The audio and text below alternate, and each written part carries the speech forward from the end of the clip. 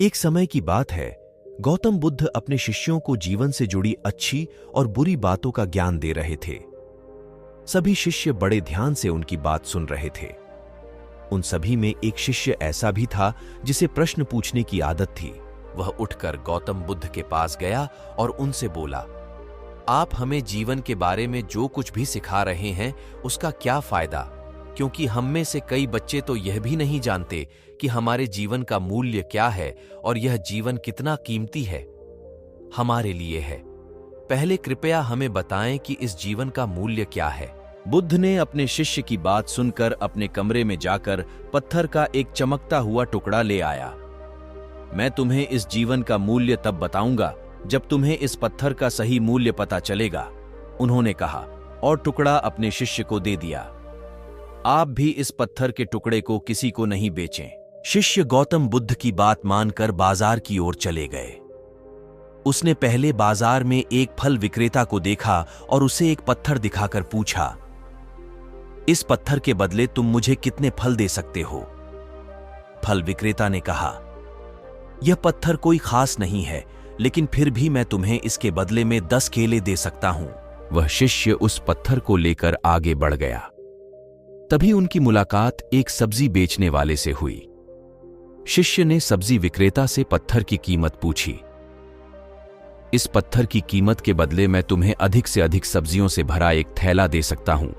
सब्जी विक्रेता ने पत्थर को ध्यान से देखा। उस पत्थर को लेकर शिष्य एक सोने के व्यापारी के पास गया। पत्थर के उस टुकड़े की चमक देखते ही सुनार ने उसकी कीमत 100 सोने के सिक्के लगा दी। जब शिष्य ने टुकड़ा बेचने से इनकार कर दिया तो सुनार बदले में 200 सोने के सिक्के देने पर सहमत हो गया, लेकिन शिष्य ने वह पत्थर नहीं बेचा। इसके बाद शिष्य एक हीरे के व्यापारी के पास गया और पत्थर का टुकड़ा उसके सामने रख दिया।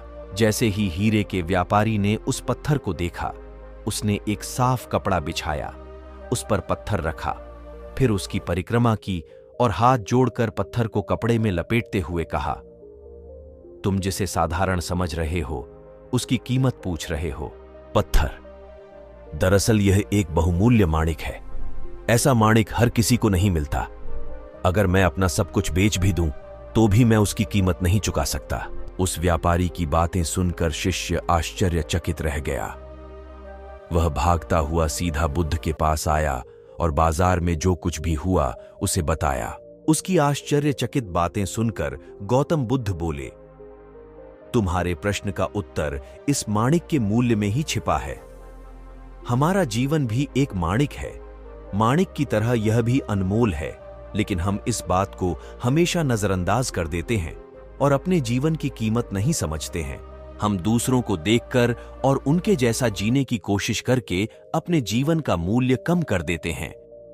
हम सोचते हैं कि हमारे जीवन का मूल्य वही है जो दूसरे हमें बताते हैं, लेकिन हमेशा याद रखें कि दूसरा व्यक्ति आपको अपनी स्थिति, बुद्धि और समझ के अनुसार महत्व देता है। जीवन केवल एक बार मिलता है, इसलिए इसे बर्बाद मत करो। अपने जीवन को उतना ही मूल्यवान समझें जितना आप अपने बैंक में मौजूद पैसों को मानते हैं। आज के समय में लोग प्यार, पैसा और दिखावा जैसी चीजों को अपनी जान से भी ज्यादा कीमती मानते हैं। लोग प्यार की वजह से आत्महत्या कर लेते हैं। पैसे के नाम पर वो ऐसे काम करने लगते हैं जिससे उनकी जिंदगी बर्बाद हो जाती है। नाम कमाने के नाम पर वो गलत काम करने लगते हैं। हमेशा याद रखें कि दिखावा करना जरूरी नहीं है। प्यार दोबारा पाया जा सकता है, पैसा दोबारा कमाया जा सकता है, लेकिन जिंदगी दोबारा नहीं पाई जा सकती।